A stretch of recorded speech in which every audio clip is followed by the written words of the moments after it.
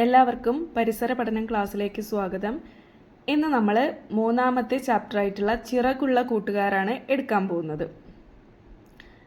നമ്മുടെ ചുറ്റിലും ഒരുപാട് പക്ഷികളുണ്ട് അല്ലേ? നമ്മൾ മുറ്റത്തൊക്കെ ഇറങ്ങി നടക്കുമ്പോഴും യാത്ര പോകുമ്പോഴൊക്കെ ഒരുപാട് പക്ഷികളെ കാണുന്നുണ്ടല്ലേ? എന്ത് ഭംഗിയാണ് പക്ഷികളെ കാണാനില്ലേ? എല്ലാ പക്ഷികളും ഒരേപോലെയാണുള്ളത്? അല്ല അല്ലേ? ഓരോ നിറത്തിലല്ലേ, ഓരോ ഷേപ്പിൽ ആകൃതിയിലും ഒക്കെ വ്യത്യാസമുണ്ട്, ശബ്ദത്തിലൊക്കെ വ്യത്യാസമുണ്ട് അല്ലേ? ഒരു പക്ഷി കരയുന്ന സൗണ്ടാണോ മറ്റേ പക്ഷിയുടേത്? അല്ല അല്ലേ? കാക്കയുടെ ശബ്ദമാണോ കുയിലിനുള്ളത്? അല്ല അല്ലേ? അങ്ങനെ ഓരോ പക്ഷിയും വ്യത്യസ്തമാണല്ലേ? അപ്പോൾ നമ്മുടെ ചുറ്റുപാടുള്ള പക്ഷികളെക്കുറിച്ച് മനസ്സിലാക്കുകയാണ് നമ്മൾ ഈ ചാപ്റ്ററിലൂടെ. അപ്പോൾ നമുക്ക് പാഠത്തിലേക്ക് കിടക്കാം. ചിറകുള്ള കൂട്ടുകാർ. ഒരു പക്ഷിയുടെ പാട്ട് കേൾപ്പിച്ചുകൊണ്ടാണ് അന്ന് ടീച്ചർ ക്ലാസ് തുടങ്ങിയത്. കുട്രു കുട്രു കുട്രു. ഈ പാട്ട് നിങ്ങൾ കേട്ടിട്ടുണ്ടോ? ടീച്ചർ ചോദിച്ചു. ഏതാണ് ഈ പാട്ടുകാരൻ പക്ഷി? ആരെങ്കിലും കണ്ടിട്ടുണ്ടോ? ക്ലാസ്സിലാകെ നിശബ്ദത. കുട്ടുറുവൻ എന്നാണ് ഇതിൻ്റെ പേര്, അയാൻ പറഞ്ഞു. ഈ പാട്ടുകാരൻ പക്ഷിയുടെ നിറം എന്താണ്? അതിൻ്റെ നിറം പച്ചയാണ് ടീച്ചർ. ഉത്തരം സൈറയുടേതായിരുന്നു. ഈ പക്ഷിയെ പച്ചിലക്കുടുക്ക എന്നും പറയും. അങ്ങനെ വിളിക്കാൻ കാരണം എന്തായിരിക്കും? ടീച്ചർ തുടർന്നു. പക്ഷികൾ പലതരമുണ്ടല്ലോ. ഏതെല്ലാം പക്ഷികൾ നിങ്ങളുടെ പ്രദേശത്തുണ്ട്? ഏതൊക്കെയാണ്?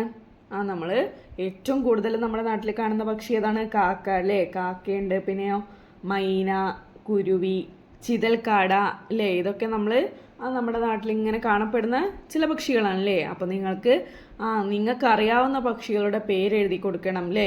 അവ എൻ്റെ പരിസര പഠന പുസ്തകത്തിൽ എഴുതൂ. ഓക്കെ, ഇനി നെക്സ്റ്റ് നോക്കൂ. നിറം നൽകി ഭംഗിയാക്കൂ.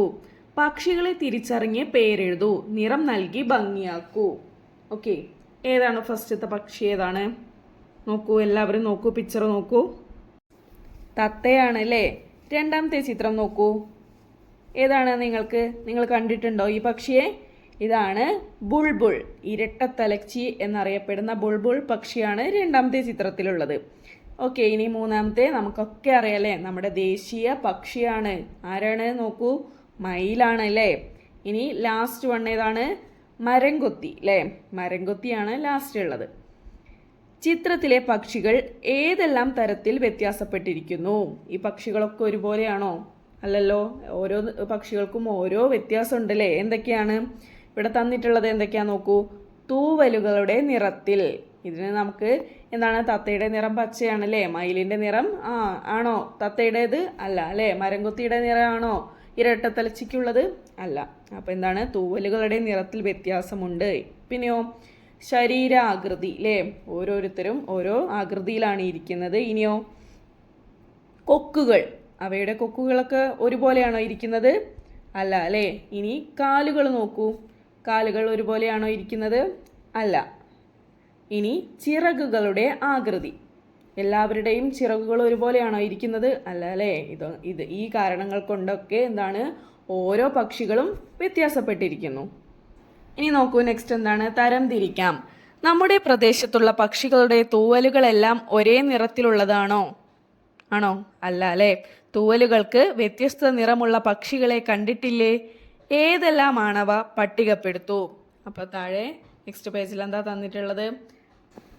ശരീരത്തിൽ ഒരേ നിറത്തിലുള്ള തൂവലുള്ളവ, അതുപോലെ ശരീരത്തിൽ പല നിറത്തിലുള്ള തൂവലുള്ളവ. നോക്കൂ, ശരീരത്തിൽ ഒരേ നിറത്തിലുള്ള തൂവലുള്ളവ ഏതൊക്കെയാണ്? ഇവിടെ തന്നിട്ടുണ്ട്. ആരാണ്? കാക്കല്ലേ? നിങ്ങൾ കാക്കയെ കണ്ടിട്ടില്ല മക്കളെ? എന്ത് നിറത്തിലാണ് കാക്കയെ നമ്മൾ കാണുന്നത്? കറുപ്പ് നിറത്തിലാണ് അല്ലേ? ഇനി മക്കളെ ഏതൊക്കെ നമുക്ക് എഴുതി കൊടുക്കാം? കൊക്ക് അല്ലേ? നമ്മുടെ പാടത്തൊക്കെ നമ്മൾ കാണുന്ന വെള്ള കൊക്ക് അല്ലേ? കൊറ്റി എന്നൊക്കെ പറയുന്ന കൊക്ക്. പിന്നെയോ ചിതൽക്കാട, പൂത്താങ്കിരി എന്ന് പറയുന്ന ചിതൽക്കാടയ്ക്കും ഒരേ നിറത്തിലുള്ള തൂവലാണ് ഉള്ളത്. ഈ നോക്കൂ, ശരീരത്തിൽ പല നിറത്തിലുള്ള തൂവലുള്ളവ. ഇവിടെ തന്നിട്ടുള്ളത് ഏതാണ്? മയിൽ. ഇനി നമുക്ക് ഏതൊക്കെ എഴുതി കൊടുക്കാം? മഞ്ഞക്കിളി, പൊന്മാൻ, മണ്ണാത്തി, ഓലോഞ്ഞാലി, ലവ് ബേർഡ്സ്, മരംകൊത്തി, ചെമ്പോത്ത്, കോഴി തുടങ്ങിയവയ്ക്ക് എന്താണ്? വ്യത്യസ്ത നിറത്തിലുള്ള തൂവലുകളാണ് ശരീരത്തിൽ ഉള്ളത്. ഓക്കെ, പക്ഷികളുടെ പൊതുവായ പ്രത്യേകതകൾ എന്തെല്ലാമാണ്? എന്തൊക്കെയാണ് പൊതുവായിട്ടുള്ള കാര്യങ്ങളാണ്? എന്തൊക്കെയാണ്? തൂവലുകൾ വ്യത്യസ്തമാണെന്ന് നിറത്തിലും തൂവലുകളൊക്കെ വ്യത്യസ്തമാണെന്ന് നമ്മൾ മനസ്സിലാക്കി. ഇനി വേറെ പ്രത്യേകതകൾ എന്തൊക്കെയാണ്? പക്ഷികൾ എന്താണ്? മുട്ടയിടുന്നുണ്ട് അല്ലേ? പിന്നെ എന്താണ്? പക്ഷികൾക്ക് ചിറകുകളുണ്ട്. പിന്നെയോ ശരീരത്തിൽ തൂവലുകളുണ്ട്. പിന്നെയോ ശബ്ദം കൊണ്ട് പല പക്ഷികളെയും നമുക്ക് തിരിച്ചറിയാൻ പറ്റൂലേ? കോഴിയുടെ ശബ്ദം, താറാവിൻ്റെ ശബ്ദം, അതുപോലെ കാക്കയുടെ ശബ്ദം, കുയിലിൻ്റെ ശബ്ദം, ഇതൊക്കെ നമുക്ക് തത്തയുടെ ശബ്ദമൊക്കെ നമുക്ക് തിരിച്ചറിയാൻ പറ്റുന്നില്ലേ? ഓക്കെ. ഇനി പരിസരം നിരീക്ഷിച്ച് വ്യത്യസ്ത പക്ഷികളുടെ സവിശേഷതകൾ കണ്ടെത്താം. എങ്ങനെയാണ് കണ്ടെത്തേണ്ടത്? പക്ഷിയെ നിരീക്ഷിക്കുമ്പോൾ ബൈനോക്കുലർ ലഭ്യമെങ്കിൽ ഉപയോഗിക്കാൻ മറക്കരുതേ. നമ്മുടെ ചാപ്റ്റർ ചിറകുള്ള കൂട്ടുകാർ തുടങ്ങുന്ന സമയത്ത് അതിലൊരു കുട്ടി പക്ഷികളെ നിരീക്ഷിക്കുന്നുണ്ടല്ലേ? ഒരു സാധനത്തിലൂടെ എങ്ങനെ നോക്കിയിട്ടാണല്ലോ നിരീക്ഷിക്കുന്നത്. അതിൻ്റെ പേരാണെന്ത്? ബൈനോക്കുലർ. ഓക്കെ. എന്തെല്ലാം കാര്യങ്ങൾ നിരീക്ഷിക്കണം? എന്തൊക്കെ കാര്യങ്ങളാണ് നിരീക്ഷിക്കേണ്ടത് എന്നുള്ളത് നോക്കാം. പക്ഷി കാണപ്പെടുന്ന സ്ഥലം, കണ്ട സമയം, വലുപ്പം, നിറം, കൂട്, ശബ്ദം, കാലുകളുടെ നിറം, വിരലുകളുടെ എണ്ണം, വലുപ്പം, നീളം, കണ്ണുകളുടെ വലുപ്പം, നിറം, തൂവലുകളുടെ പ്രത്യേകത, പറക്കുന്ന രീതി. ഇനിയോ താമസ സ്ഥലല്ലേ, അവരെവിടെയാണ് താമസിക്കുന്നത്. പിന്നെയോ ആൺപെൺ എന്നിവയിലെ വ്യത്യാസം, കൂടൊരുക്കുന്ന രീതി അല്ലേ? ഇനി നോക്കൂ, ഒരു പക്ഷിയെ നിരീക്ഷിച്ച് അതിൻ്റെ പ്രത്യേകതകൾ ഉൾപ്പെടുത്തി കുറിപ്പ് തയ്യാറാക്കൂ. ചിത്രം വരയ്ക്കാൻ മറക്കരുതേ. നിരീക്ഷണക്കുറിപ്പിൽ എന്തെല്ലാം ഉൾപ്പെടുത്തണം? സൈറയുടെ നിരീക്ഷണക്കുറിപ്പ് നോക്കൂ. ഒരു പക്ഷിയെക്കുറിച്ച് നിരീക്ഷണക്കുറിപ്പ് തയ്യാറാക്കണമല്ലേ? ചിത്രം വരയ്ക്കണം. അപ്പോൾ സൈറ തയ്യാറാക്കിയ നിരീക്ഷണക്കുറിപ്പ് നമുക്ക് വായിച്ചു നോക്കാം. പക്ഷിയുടെ പേര് തത്ത, പക്ഷിയെ കണ്ട സ്ഥലം വയൽ വരമ്പ്, പക്ഷിയെ കണ്ട സമയം വൈകുന്നേരം, പക്ഷിയുടെ നിറം പച്ച, ചുണ്ടിൻ്റെ സവിശേഷത കൂർത്ത് വളഞ്ഞ് ചുവന്ന നിറത്തിലുള്ളത്, കാലുകളുടെ പ്രത്യേകത മരത്തിൽ കയറാനും ഭക്ഷണം മുറുകെ പിടിക്കാനും ഉപകരിക്കുന്ന മെലിഞ്ഞ കാലുകൾ, വാലിൻ്റെ സവിശേഷത ത്രികോണാകൃതിയിലുള്ള നീണ്ട വാൽ. മറ്റു സവിശേഷതകൾ: കഴുത്തിൽ കറുപ്പ് നിറത്തിലുള്ള വളയമുണ്ട്, മരപ്പൊത്തിൽ മുട്ടയിടുന്നു. ഇതാണ് സൈറ തത്തയെ നിരീക്ഷിച്ച് തയ്യാറാക്കിയ കുറിപ്പ്. അതുപോലെ നമുക്കും ഒരു പക്ഷിയെ കുറിച്ചുള്ള ഒരു നിരീക്ഷണക്കുറിപ്പ് തയ്യാറാക്കണം. ഓക്കെ, നോക്കൂ. ഇനി മിസ് ഒരു പക്ഷിയുടെ നിരീക്ഷണക്കുറിപ്പ് നിങ്ങൾക്ക് മനസ്സിലാക്കുന്നതിനായിട്ട് താഴെ കൊടുക്കുന്നുണ്ട്. നോക്കാം. പക്ഷിയുടെ പേര് ഓലോഞ്ഞാലി, പക്ഷിയെ കണ്ട സ്ഥലം പപ്പായ മരത്തിൽ, പക്ഷിയെ കണ്ട സമയം വൈകുന്നേരം, പക്ഷിയുടെ നിറം കറുപ്പ്, മങ്ങിയ തവിട്ട് നിറം വെള്ള, ചുണ്ടിൻ്റെ സവിശേഷത ശക്തവും മൂർച്ചയുള്ളതുമായ കറുത്ത കൊക്ക്, കാലുകളുടെ പ്രത്യേകത ചെറുപ്രാണികളെ കൊത്തി പറക്കുന്നതിനും സഹായിക്കുന്ന ശക്തമായ കാലുകൾ. ഇനി വാലിൻ്റെ സവിശേഷത: ശരീരത്തിൽ ഏറ്റവും കൂടുതൽ വലുപ്പത്തിൽ കാണപ്പെടുന്നത് നീണ്ട 2 വാലുകളാണ്. മറ്റു തൂവലുകൾ ക്രമേണ നീളം കുറഞ്ഞു വരുന്നു. ഇതിനാൽ ഇവ വാല് വിടർത്തുമ്പോൾ വാലിന് ത്രികോണ ആകൃതിയാണ് ഉള്ളത്.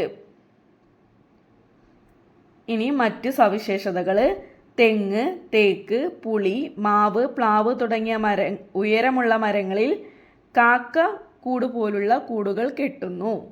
പിന്നെയോ 3 വ്യത്യസ്ത ശബ്ദങ്ങൾ ഈ പക്ഷികൾ ഉണ്ടാക്കുന്നു.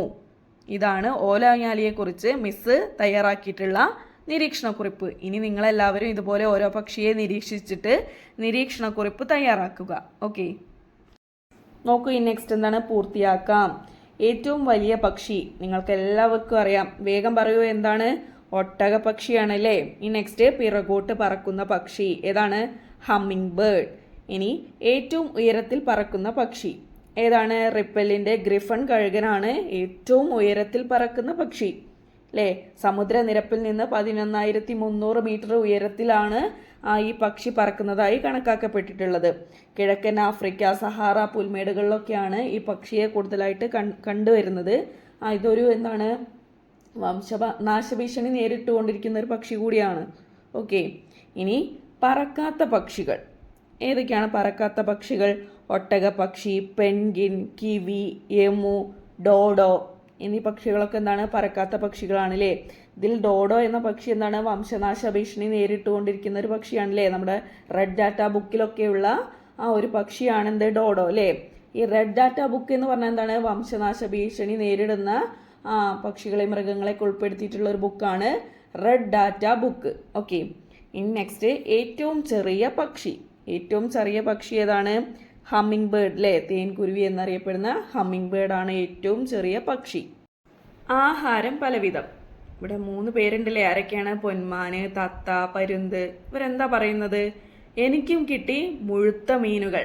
ആരാ പറയുന്നത്? പൊന്മാനാണല്ലേ. തത്ത എന്താ പറയുന്നത്? എൻ്റെ ഭക്ഷണം ഈ നെൽമണികളാണ്. പരുന്ത് എന്താ പറയുന്നത് നോക്കൂ? ഇന്നത്തെ ഭക്ഷണം കുശാൽ അല്ലേ. മീനിനെ കൊത്തി പറക്കുകയാണല്ലേ, കാലില് പിടിച്ചിട്ട് പറക്കുകയാണല്ലേ. എല്ലാ പക്ഷികളുടെയും ആഹാരം ഒരുപോലെയാണോ?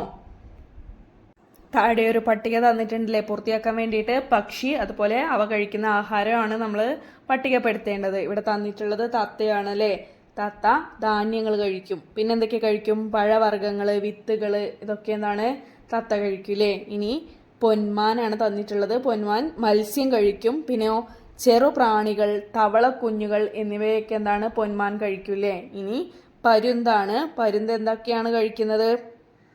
എലി, അണ്ണാൻ, മുയലുകൾ തുടങ്ങിയ ചെറിയ ജീവികൾ, അതുപോലെ പക്ഷികൾ, പാമ്പുകൾ, പിന്നെയോ പ്രാണികൾ, ചെറു ജലജീവികൾ എന്നിവയൊക്കെയാണ് എന്ത് പരുന്ത് ആഹാരമാക്കുന്നത്. ഇനി നമുക്ക് ഏതൊക്കെ എഴുതി കൊടുക്കാം? മയിൽ എന്തൊക്കെയാണ് കഴിക്കുക? വിത്തുകൾ, കായ്കൾ, പുഴുക്കൾ, ചെറുപ്രാണികൾ, പാമ്പ്, എലി, ഓന്ത് തുടങ്ങിയവയൊക്കെ എന്ത് മയിൽ കഴിക്കും. ഇനി മരം കൊത്തി കൊടുക്കാം. മരം കൊത്തി എന്തൊക്കെയാണ് കഴിക്കുന്നത്? പ്രാണികൾ, വണ്ടുകൾ തുടങ്ങിയവയാണ് ആ മരം കൊത്തിയുടെ ആഹാരം.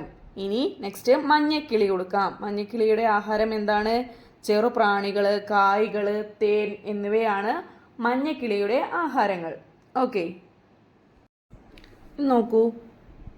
ജലസാന്നിധ്യമുള്ള പ്രദേശങ്ങളിലാണ് ഞങ്ങൾ ഇര തേടുന്നത്. ഇതാരാണ്? എരണ്ട എന്ന് പറയുന്ന പക്ഷിയാണല്ലേ. അവരെന്താണ് ജലസാന്നിധ്യമുള്ള പ്രദേശങ്ങളിലാണ് ഇര തേടുന്നത്. ഈ നെക്സ്റ്റ് എന്താണ്? ഇരയെ റാഞ്ചി പിടിക്കാനാണ് എനിക്കിഷ്ടം. ഇത് പരുന്ത് വർഗത്തിൽപ്പെടുന്ന പുൽപ്പരുന്താണ് അല്ലേ. പുൽപ്പരുന്ത് എന്താണ് പറയുന്നത്? ഇരയെ റാഞ്ചി പിടിക്കാനാണ് എനിക്കിഷ്ടം അല്ലേ. പരുന്ത് പറയുകയാണ് അല്ലേ. ഇനി നെക്സ്റ്റ് ആരാണ്? കുരുവിയാണ് അല്ലേ. കുരുവി എന്താ പറയുന്നത് നോക്കൂ. പുൽവിത്തുകളും ധാന്യമണികളും കൊത്തി തിന്നുന്നതാണ് എനിക്കിഷ്ടം. ഇപ്പൊ കുരുവിയുടെ ഭക്ഷണം ഏതാണ്? പുൽവിത്തുകളും ധാന്യമണികളുമാണ് അല്ലേ. ഇനി ലാസ്റ്റ് ആരാണ് ഇവിടെ ഉള്ളത്?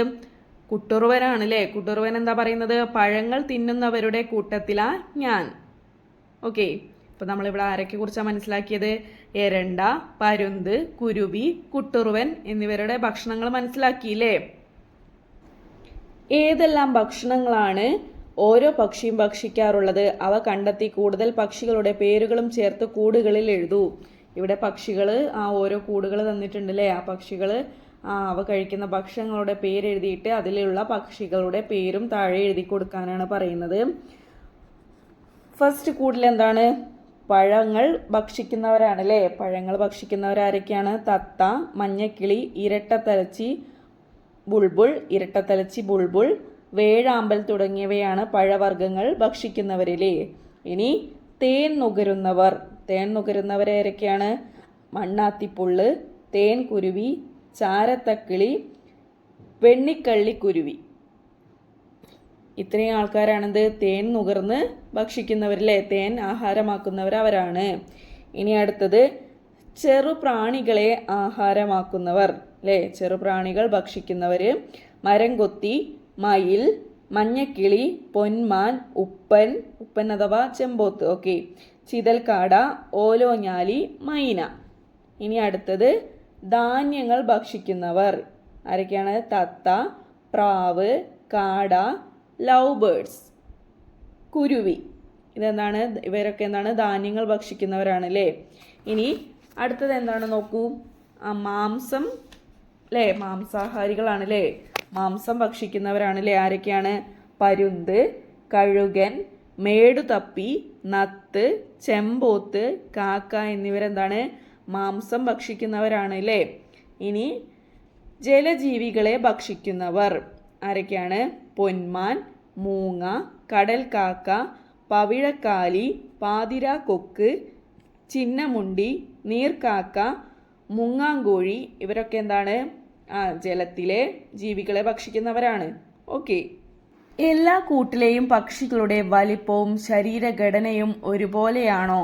ആഹാര സമ്പാദനത്തിന് പക്ഷികൾക്കുള്ള അനുകൂലനങ്ങൾ എന്തെല്ലാമാണെന്ന് എഴുതി നോക്കൂ. എന്തൊക്കെയാണ്? ജലാശയങ്ങളിൽ നിന്ന് മീൻ പിടിക്കുന്നതിനായി നീളമുള്ള കൂർത്ത കൊക്കുകളിലെ പൊന്മാന്, അതുപോലെ കൊക്ക് എന്നിവയ്ക്കൊക്കെ എന്താണ് നീളമുള്ള കൊക്കുകൾ ഉണ്ടല്ലേ. ഇനി ഇരയെ റാഞ്ചിയെടുക്കാൻ മൂർച്ചയുള്ള വളഞ്ഞ കൊക്കുകൾ ആർക്കൊക്കെയാണ് അതുള്ളത്? പരുന്തിനുണ്ട് അല്ലേ. ഇനി വിത്തുകളും ധാന്യങ്ങളും പൊട്ടിക്കാൻ ചെറിയ ഉറപ്പുള്ള കൊക്കുകൾ അല്ലേ. കോഴി, അതുപോലെ തത്ത എന്നിവയ്ക്കൊക്കെ എന്താണ് നല്ല മൂർച്ചയുള്ള കൊക്കുകളാണല്ലേ. ചെറിയ മൂർച്ചയുള്ള കൊക്കുകളാണ് ഉള്ളത്. വരച്ചു ചേർക്കാം. പക്ഷിയുടെ ചുണ്ടിന് അനുയോജ്യമായ കാലുകൾ വരച്ചു ചേർക്കൂ. നോക്കൂ, ഫസ്റ്റ് താറാവിൻ്റെതാണല്ലേ. താറാവിൻ്റെത് ഏതാണ്? ഈ ലാസ്റ്റ് വണ്ണാണ്. ഇനി സെക്കൻഡ് പൊന്മാനാണ്. പൊന്മാൻ്റെ ഏതാണ്? ഈ മൂന്നാമത്തേതാണ് പൊന്മാൻ. ഇനി പരുന്തിൻ്റെത് ഏതാണ്? നോക്കൂ, ആദ്യം കാണുന്ന കാലാണ് പരുന്തിൻ്റെത് അല്ലേ. ഇനി കൊക്കിൻ്റെത് ഏതാണ്? രണ്ടാമത്തേതാണ്. മരം കൊത്തിയുടേത് നാലാമത്തേത്. ഓക്കെ. ഇനി നോക്കൂ, പക്ഷികളും വാസസ്ഥലങ്ങളും. പക്ഷികളെ നമുക്ക് എവിടെയെല്ലാം കാണാനാവും? നിങ്ങൾ പക്ഷികളെ എവിടെ നിന്നൊക്കെയാണ് കാണുന്നത് എന്നുള്ളത് ഇവിടെ എഴുതി കൊടുക്കണം. ഓക്കെ. ഇവിടെ തന്നിട്ടുള്ളത് കുളക്കരയിലെ, പിന്നെയോ പൊന്തക്കാടുകളിൽ കാണാം, വയലുകളിലൊക്കെ നമുക്ക് പക്ഷികളെ കാണാനായിട്ട് പറ്റൂലേ. ജലമുള്ള സ്ഥലങ്ങളിൽ കാണുന്ന പക്ഷികൾ ഏതെല്ലാമാണ്? ഏതൊക്കെയാണ്? പൊന്മാൻ, നീർക്കാക്ക, ചിന്നമുണ്ടി, മൂങ്ങാങ്കോഴി, കടൽക്കാക്ക, പവിഴക്കാലി, പാതിര കൊക്ക് എന്നിവയൊക്കെ എന്താണ് ജലമുള്ള സ്ഥലങ്ങളിൽ കാണപ്പെടുന്ന പക്ഷികളാണ്. എന്തുകൊണ്ടാണ് അവരെ ജലമുള്ള സ്ഥലങ്ങളിൽ കാണുന്നത്? അവരെ ജലാശയങ്ങളിലെ ജീവികളെയാണ് ഭക്ഷിക്കുന്നതില്ലേ. അതാണ് അവര് ആഹാര സമ്പാദനത്തിന് വേണ്ടിയിട്ടാണ് ജലാശയങ്ങളിലേക്ക് പോകുന്നത് അല്ലേ. അതുകൊണ്ടാണ് നമുക്ക് അവരെ അവിടെ കാണാനായിട്ട് സാധിക്കുന്നത്. ഓക്കെ. അവയുടെ സവിശേഷതകൾ എന്തെല്ലാമാണ്? ഈ ജലാശയമുള്ള സ്ഥലങ്ങളിൽ കാണപ്പെടുന്ന പക്ഷികളുടെ സവിശേഷതകൾ എന്തൊക്കെയാണ് എന്നുള്ളതാണ് ചോദ്യം. എന്തൊക്കെയാണ്? നീണ്ട കാലുകളാണല്ലേ. നിങ്ങൾ കൊക്കിനെ കണ്ടിട്ടില്ലേ? നീണ്ട കാലുകളാണ് ഉള്ളത്. പിന്നെയോ എണ്ണമയമുള്ള തൂവലുകൾ അല്ലേ. എണ്ണമയമുള്ള തൂവലുകളാണ്. അവര് വെള്ളം അവരുടെ തൂവലുകളിലായാലും തൂവല് നനഞ്ഞാൽ ഇങ്ങനെ എന്താണ് ഒട്ടിപ്പോവില്ലേ. തൂവലുകൾ ഇങ്ങനെ നനഞ്ഞാൽ ഒട്ടിപ്പോവില്ലേ. നമ്മുടെ കോഴികളുടെയൊക്കെ തൂവൽ ഉണ്ടല്ലോ ഒട്ടിപ്പോകുന്നത്. അതുപോലെ ഇവരുടെ തൂവൽ എന്താണ് പെട്ടെന്ന് നനയില്ല. ഒരു എണ്ണമയമുള്ള തൂവലുകളാണ് അവർക്കുള്ളത് അല്ലേ. നീണ്ട കാലുകളുണ്ട്, നീണ്ട കൊക്കുകളുണ്ട്, പിന്നെ എന്താണ് എണ്ണമയമുള്ള തൂവലുകളുണ്ട് അല്ലേ. നീണ്ട കൊക്കുകൾ ഉണ്ടെങ്കിൽ അവർക്ക് വെള്ളത്തിൽ നിന്നും എന്താണ് മീനുകളൊക്കെ കൊത്തിയെടുക്കാനായിട്ട് സാധിക്കുകയുള്ളൂ. ഓക്കെ. നെക്സ്റ്റ് എന്താണ് ഇവിടെ എന്താ എഴുതി കാണിച്ചു തരുന്നത് നമുക്ക് നോക്കാം. ജലമുള്ള സ്ഥലങ്ങളിൽ ഇര തേടുന്ന പക്ഷികൾക്ക് എണ്ണമയമുള്ള തൂവലുകൾ ഉണ്ടായിരിക്കും. ഓക്കെ, നമ്മൾ നേരത്തെ പറഞ്ഞു അല്ലേ. ചിലതിന് നീണ്ട കൂർത്ത കൊക്കുകളും നീണ്ട കാലുകളും ഉണ്ട്. ആഹാര സമ്പാദനവും സഞ്ചാരവും പക്ഷികളുടെ ശരീരഘടനയുമായി ബന്ധപ്പെട്ടിരിക്കുന്നു. എല്ലാ പക്ഷികളുടെയും ശരീരഘടന ഒരുപോലെയല്ല. നമ്മൾ മനസ്സിലാക്കിയില്ലേ. പക്ഷികളുടെ ചുണ്ടുകളും കാലുകളും ഒക്കെ ഓരോ പക്ഷികൾക്കും എന്താണ് വ്യത്യസ്ത രീതിയിലാണല്ലേ. ആകൃതിയിൽ, നിറത്തിൽ, തൂവലുകളിലൊക്കെ എന്താണ് ഓരോ പക്ഷികളും വ്യത്യസ്തരാണെന്നുള്ളത് നമ്മൾ മനസ്സിലാക്കിയില്ലേ. ഓക്കെ. നെക്സ്റ്റ് എന്താണ്? നിശാസഞ്ചാരികൾ. പകലുറക്കം കഴിഞ്ഞ് രാത്രി ഇര തേടുന്നവരാണ് മൂങ്ങകൾ. രാത്രി ഇര തേടാൻ ഉതകുന്നതും പറക്കുമ്പോൾ ശബ്ദമുണ്ടാക്കാത്തതുമായ തൂവൽ കുപ്പായമാണ് ഇവയ്ക്കുള്ളത്. ചെറുജീവികളെ പിടികൂടുന്ന കാട്ടുമൂങ്ങ, എലികളെയും പെരിച്ചാഴികളെയും തിന്നുന്ന വെള്ളിമൂങ്ങ, മീനുകളെ വേട്ടയാടുന്ന മീൻകൂമൻ, ചുണ്ടെലിയെ ഭക്ഷിക്കുന്ന നത്തുകൾ ഇവയൊക്കെ രാത്രി സഞ്ചാരികളാണ്. രാത്രി സഞ്ചാരിയില്ലേ. രാത്രി സഞ്ചരിക്കുന്നവയാണ്. അവയ്ക്ക് ഒരു ശാരീരിക പ്രത്യേകത ഉണ്ട്. എന്താണ്? അവയ്ക്ക് എന്താണ് പറക്കുമ്പോൾ ചിറകടിക്കുന്ന ശബ്ദം ഉണ്ടാവില്ല അല്ലേ. പിന്നെന്താണ് അവയ്ക്ക് രാത്രി കണ്ണ് കാണൂലേ. അതൊക്കെ എന്താണ് അവരെ അതുകൊണ്ടാണ് അവരെന്താണ് രാത്രി സഞ്ചരിക്കുന്നത്. ഓക്കെ. പിന്നെന്താ പറയുന്നത്, മൂങ്ങകൾ തന്നെ പലതരത്തിലുണ്ട് അല്ലേ. എന്താണ്, കാട്ടുമൂങ്ങ, വെള്ളിമൂങ്ങ, മീൻ കൂമൻ, നത്തുകൾ, ഇവയൊക്കെ എന്താണ് മൂങ്ങ എന്നിവയുടെ ഇനത്തിൽപ്പെട്ട അവരാണല്ലേ. ഇവരൊക്കെ എന്താണ് മൂങ്ങ എന്ന് പറയുന്ന വിഭാഗത്തിൽ പെടുന്നവരാണല്ലേ. അവരുടെ ഭക്ഷണ രീതികൾ വ്യത്യസ്തമാണ് അല്ലേ. ഓക്കെ, നെക്സ്റ്റ് നോക്കൂ, പക്ഷികളും കൂടുകളും. നമുക്ക് ചുറ്റുമുള്ള പക്ഷികളുടെ കൂടുകൾ ശ്രദ്ധിച്ചിട്ടുണ്ടാകുമല്ലോ. ഏതെല്ലാം തരത്തിൽ കൂടുകൾ വ്യത്യാസപ്പെട്ടിരിക്കുന്നു എന്ന് കണ്ടെത്തി പൂർത്തിയാക്കൂ. ഇവിടെ എന്താ തന്നിട്ടുള്ളത്, പക്ഷികൾ തന്നിട്ടുണ്ടല്ലേ, അവയുടെ കൂടുകളാണ് തന്നിട്ടുള്ളത് അല്ലേ. അവ എങ്ങനെയാണ് വ്യത്യാസപ്പെട്ടിട്ടുള്ളത് എന്ന് ഇവിടെ എഴുതി കൊടുക്കാനാണ് പറയുന്നത്. ഓക്കെ, നോക്കൂ, ഇവിടെ തന്നിട്ടുള്ളത് ഏതൊക്കെയാ നോക്കൂ. കാണപ്പെടുന്ന സ്ഥലങ്ങളിലെ ഓരോ പക്ഷിയും കൂട് വെക്കാൻ എടുക്കുന്ന സ്ഥലങ്ങൾ വ്യത്യസ്തമാണല്ലേ. മരക്കൊമ്പുകള്, വയൽ വരമ്പുകള്, പിന്നെന്താണ് കെട്ടിടങ്ങള്, അങ്ങനെ പല സ്ഥലങ്ങളിൽ പക്ഷികളുടെ കൂടുകൾ കാണപ്പെടുന്നുണ്ട്. ഇനി ഓരോ പക്ഷിയും കൂട് നിർമ്മിക്കാൻ ഉപയോഗിക്കുന്ന വസ്തുക്കൾ വ്യത്യസ്തമാണ് അല്ലേ. തേൻകുരുവി കൂട് വെക്കാൻ ഉപയോഗിക്കുന്ന സാധനമല്ല കാക്ക കൂടൊരുക്കാൻ വേണ്ടി ഉപയോഗിക്കുന്നത് അല്ലേ. അങ്ങനെ ഓരോ പക്ഷിയും കൂട് ഒരുക്കുന്നതിന് ഉപയോഗിക്കുന്ന നിർമ്മാണ വസ്തുക്കൾ എന്താണ് വ്യത്യസ്തമാണ്. പിന്നെ എന്താണ്, കൂടിൻ്റെ ആകൃതി വ്യത്യസ്തമാണ്. ഈ ഓരോ പക്ഷിയുടെയും ശരീരാകൃതിക്ക് അനുസൃതമായിട്ട് എന്താണ് അനുയോജ്യമായിട്ട് എന്താണ് അവർ കൂടൊരുക്കുന്നത് അല്ലേ. പിന്നെയോ ഉപയോഗം, ഓരോ പക്ഷിയും കൂട് എന്തിനാണ് ഉപയോഗിക്കുന്നത്. എന്താണ്, ചില പക്ഷികൾ മുട്ടയിടാനായിരിക്കാം. പിന്നെയോ ചില പക്ഷികൾ എന്താണ് കുഞ്ഞുങ്ങൾക്ക് ഭക്ഷണം നൽകുന്നതിനല്ലേ, കുഞ്ഞുങ്ങളെ സുരക്ഷിതമായ ഒരു സ്ഥലത്ത് വെക്കുന്നതിനായിട്ട് കൂട് ഒരുക്കുന്നുണ്ടാവും. പിന്നെയോ ഇനി നെക്സ്റ്റ് എന്താണ്, കാലാവസ്ഥ. ഓരോ പക്ഷിയും എന്താണ് ഓരോ കാലാവസ്ഥയ്ക്ക് അനുസൃതമായിട്ടാണ് കൂട് വയ്ക്കുന്നത് അല്ലേ. മഞ്ഞുകാലത്ത്, മഴക്കാലത്ത്, അതുപോലെ വേനൽക്കാലത്തും ഓരോ പക്ഷികളും വ്യത്യസ്ത തരത്തിലാണ് കൂടൊരുക്കുന്നത്. ഓക്കെ, അപ്പോൾ ഓരോ പക്ഷിയുടെയും കൂടുകൾ എങ്ങനെയൊക്കെ വ്യത്യാസപ്പെട്ടിരിക്കുന്നു, കാണപ്പെടുന്ന സ്ഥലങ്ങളിൽ, നിർമ്മിക്കുന്ന വസ്തുക്കളിൽ, പിന്നെന്താണ് ഓരോ കൂടുകളുടെയും ആകൃതിയിൽ, ഉപയോഗത്തിൽ, കൂട് എന്തിനു വേണ്ടി ഉപയോഗിക്കുന്നു എന്നതിൽ, പിന്നെ അതുപോലെ കാലാവസ്ഥയ്ക്ക് അനുസൃതമായിട്ടും ഓരോ കൂടുകളും എന്താണ് വ്യത്യാസപ്പെട്ടിരിക്കുന്നു. നെക്സ്റ്റ് നോക്കൂ, മുട്ടകൾ പലതരം. ചിത്രം നിരീക്ഷിക്കൂ. ഈ മുട്ടകൾ ഏതേത് പക്ഷികളുടേതാണ്? ഏത് പക്ഷികളുടേതാണ്? ഫസ്റ്റത്തെ മുട്ട നിങ്ങൾ കണ്ടിട്ടുണ്ടാവൂലേ. നിങ്ങൾക്ക് പെട്ടെന്ന് മനസ്സിലാക്കാൻ, നിങ്ങൾ എപ്പോഴും കാണുന്ന ഒരു പക്ഷിയുടെ മുട്ടയാണ്. ഏതാണ് പറയൂ? കോഴിയുടേതാണ് അല്ലേ. അടുത്ത മുട്ടയും നിങ്ങൾക്ക് കണ്ട് നല്ല പരിചയം ഉണ്ടാവും അല്ലേ. നമ്മൾ ഭക്ഷിക്കുന്നുണ്ടല്ലേ ആ മുട്ട. ഏതിൻ്റെയാണ്? കാട. അപ്പൊ നമ്മൾ കോഴിയുടെയും കാടയുടെയും മുട്ട പരിചയപ്പെട്ടു. ഇനി ഇവിടെ തന്നിട്ടുള്ളത് ഏതാണ്? മുട്ടകൾ, പലതരം മുട്ടകൾ തന്നിട്ടുണ്ട്. എമുവിന്റെ മുട്ടയുണ്ട്, താറാവിന്റെ മുട്ടയുണ്ട്, ഒട്ടക പക്ഷിയുടെ മുട്ടയുണ്ട്, കാക്കയുടെ മുട്ടയുണ്ട്, കുയിലിന്റെ മുട്ടയുണ്ട്.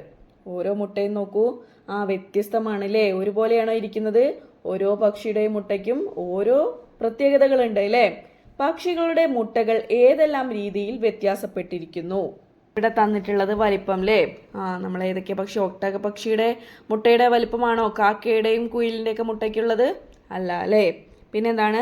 നിറം. ഓരോ മുട്ടയ്ക്കും ഓരോ നിറമാണല്ലേ ഉള്ളത്. പിന്നെയോ ആകൃതിയിലും വ്യത്യാസമുണ്ട് അല്ലേ.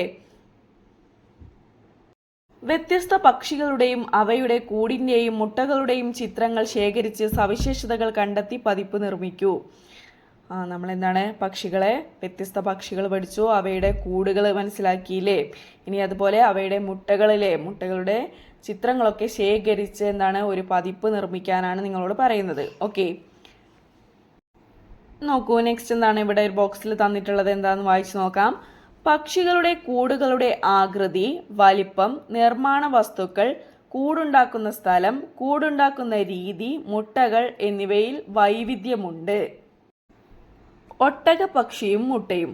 ലോകത്തിൽ ഇന്ന് ജീവിച്ചിരിക്കുന്നതിൽ ഏറ്റവും വലിയ പക്ഷിയായ ഒട്ടക പക്ഷിയുടെ മുട്ടയാണ് ഏറ്റവും വലിയ മുട്ട. ചിറകുണ്ടെങ്കിലും പറക്കാൻ കഴിയാത്ത ഒട്ടക പക്ഷിയുടെ മുട്ടയ്ക്ക് ഏകദേശം 1.5 കിലോഗ്രാം ഭാരമുണ്ടാകും. മാത്രമല്ല കരയിൽ ജീവിക്കുന്ന ജീവികളിൽ ഏറ്റവും വലിയ കണ്ണും ഒട്ടക പക്ഷിയുടേതാണ് അല്ലേ. ഒട്ടക പക്ഷിയെ കുറിച്ചാണ് നമ്മൾ മനസ്സിലാക്കിയത് അല്ലേ. ഒട്ടക പക്ഷിയുടെ എന്താണ് ഏറ്റവും വലിയ മുട്ടയുള്ളത് ഒട്ടക പക്ഷിക്കാണ് അല്ലേ. പിന്നെന്താണ്? ചിറകുണ്ടെങ്കിൽ എന്താണ്? ഒട്ടക പക്ഷിക്ക് പറക്കാൻ കഴിയില്ല അല്ലേ. വേറെ എന്തൊക്കെ സവിശേഷതകളാണ് ഒട്ടക പക്ഷിക്കുള്ളത്?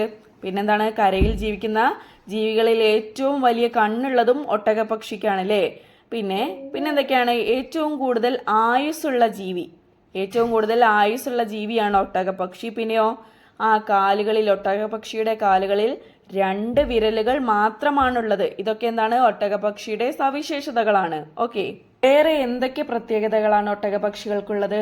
അവയ്ക്ക് നീണ്ട കാലുകളുണ്ട് അല്ലേ, പിന്നെ നീണ്ട കഴുത്തുകളുണ്ട്, നന്നായിട്ട് ഓടാൻ കഴിയില്ലേ, ഇവർക്ക് മികച്ച കാഴ്ചശക്തിയുണ്ട്, വലിയ കണ്ണുകളാണല്ലേ, അപ്പം നന്നായിട്ട് കണ്ണ് കാണും ഇവർക്ക്. പിന്നെയോ നല്ല കേൾവി ശക്തിയുണ്ട്. ഈ നന്നായിട്ട് കണ്ണ് കാണുകയും കേൾവി ശക്തി ഉള്ളത് കൊണ്ട് തന്നെ ഇവർക്ക് ശത്രുക്കളിൽ നിന്നും രക്ഷ നേടാൻ നിഷ്പ്രയാസം സാധിക്കും അല്ലേ. ഈ ശത്രുക്കൾ വരുന്നതും അവരുടെ സൗണ്ടുകളൊക്കെ പെട്ടെന്ന് മനസ്സിലാക്കി ഇവരെ ഓടി രക്ഷപ്പെടാൻ ഇവർക്ക് സാധിക്കും. ഓക്കെ, നെക്സ്റ്റ് എന്താ നോക്കൂ, ദേശാടന പക്ഷികൾ.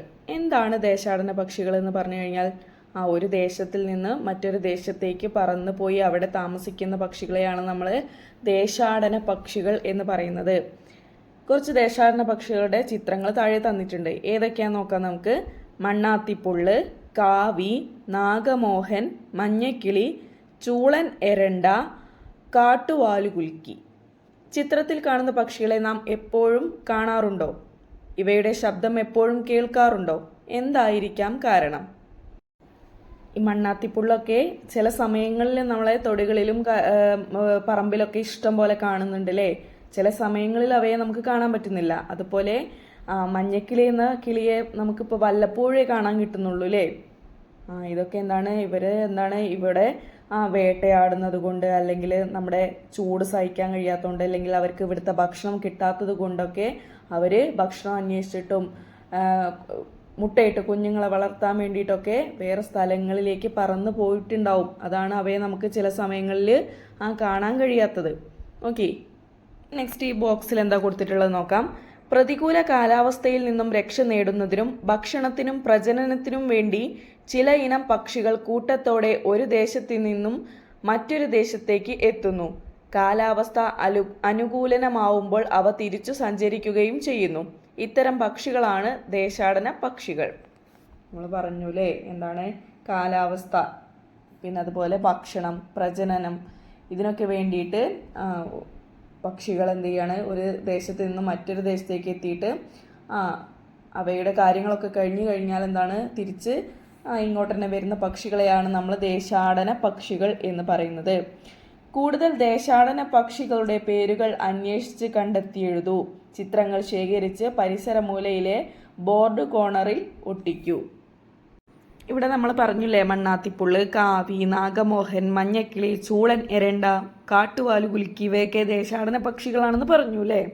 ഇനി കൂടുതൽ ദേശാടന പക്ഷികളുടെ പേര് നമുക്ക് നോക്കാം. മണൽക്കൊക്ക്, നീലത്തത്ത, കൊമ്പൻ താറാവ്, ചക്രവാകം എന്നുള്ളതൊരു താറാവ് ഇനത്തിൽപ്പെട്ടതാണ് കേട്ടോ. നാട്ടുപൂങ്കുറവൻ, ചെന്നിറക്കൻ, കടൽ കാക്ക, സൈബീരിയൻ കൊക്ക്, ഫ്ലമിംഗോ, ഫാൽക്കൺ, ആർട്ടിക് ടേൺ, കരിങ്കാലിക്കിളി, ചൂളക്കാക്ക, തവിട്ടുതലേൻ. ഇതൊക്കെ എന്താണ്, ദേശാടന പക്ഷികളാണല്ലേ. ഇതിലെ ആർട്ടിക് ടേൺ ആണെന്ത്, ഏറ്റവും കൂടുതൽ ദൂരം ദേശാടനം നടത്തുന്ന പക്ഷി ആർട്ടിക് ടേൺ ആണല്ലേ. പിന്നെ എന്താണ്, അതെങ്ങനെയാണ് ഓരോ ദിവസവും കടന്നു പോകുന്നത്? പകല് സൂര്യനെ നോക്കും, രാത്രി നക്ഷത്രങ്ങളെയൊക്കെ നോക്കിയിട്ടാണ് ആർട്ടിക് ടേൺ സഞ്ചരിക്കുന്നത് അല്ലേ. ഏറ്റവും കൂടുതൽ ദൂരം ദേശാടനം നടത്തുന്ന പക്ഷിയാണ് ആർട്ടിക് ടേൺ. ഓക്കെ, ഇനി നോക്കൂ, നെക്സ്റ്റ് എന്താണ്, പക്ഷികളും പരിസ്ഥിതിയും. ചില കെട്ടിടങ്ങളുടെ മുകളിൽ ആൽമരം വളർന്നു വരുന്നത് നിങ്ങൾ ശ്രദ്ധിച്ചിട്ടുണ്ടോ? അവയാരെങ്കിലും നട്ടു വളർത്തിയതാണോ? ചിത്രത്തിൽ നോക്കൂ, ഒരു മതിലിൻ്റെ മുകളിൽ ഒരു ആൽമരത്തിൻ്റെ തൈ വളരുന്നുണ്ട് അല്ലേ. പക്ഷികളെ കൊണ്ടുള്ള പ്രയോജനങ്ങൾ എന്തെല്ലാം? പക്ഷികളെ കൊണ്ടുള്ള പ്രയോജനം എന്തൊക്കെയാണ് ഇവിടെ തന്നിട്ടുണ്ട്. വിത്ത് വിതരണം. എങ്ങനെയാണ് വിത്ത് വിതരണം? നമ്മുടെ കായ്കനികളൊക്കെ ഭക്ഷിച്ച് അതിൻ്റെ വിത്തുകൾ ഭക്ഷിച്ചിട്ട് പക്ഷികൾ കാഷ്ടിക്കും അല്ലേ. കാഷ്ടിച്ചിട്ട് അതവിടെ മുളച്ച് പുതിയ തൈകൾ ഉണ്ടാവാൻ സഹായിക്കുന്നുണ്ട് അല്ലേ. അങ്ങനെയാണ് പക്ഷികൾ വിത്ത് വിതരണത്തിന് സഹായിക്കുന്നത്. വേറെ എന്തൊക്കെ കാര്യത്തിനാണ്?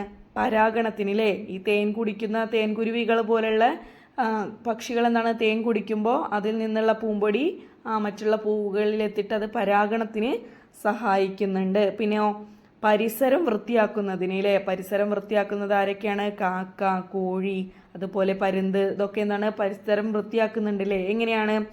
ഈ ചത്ത ജന്തുക്കളെയും ജീവികളെയൊക്കെ അവർ ഭക്ഷിക്കുന്നുണ്ട് അല്ലേ. ഇനി നമുക്ക് വേറെ എന്തൊക്കെ പറയാൻ കഴിയും? കീടങ്ങളെ നിയന്ത്രിക്കുന്നുണ്ട് അല്ലേ. എങ്ങനെയാണ് കീടങ്ങളെ നിയന്ത്രിക്കുന്നത്? നമ്മൾ കൃഷി ചെയ്യുന്ന പച്ചക്കറികളിലും പഴവർഗ്ഗങ്ങളിലൊക്കെ കീടാണുക്കൾ ഉണ്ടെങ്കിൽ അതൊക്കെ കൊത്തി തിന്ന് ഇവരെന്ത് ചെയ്യും? ആ കീടങ്ങളെ നശിപ്പിക്കൂലേ.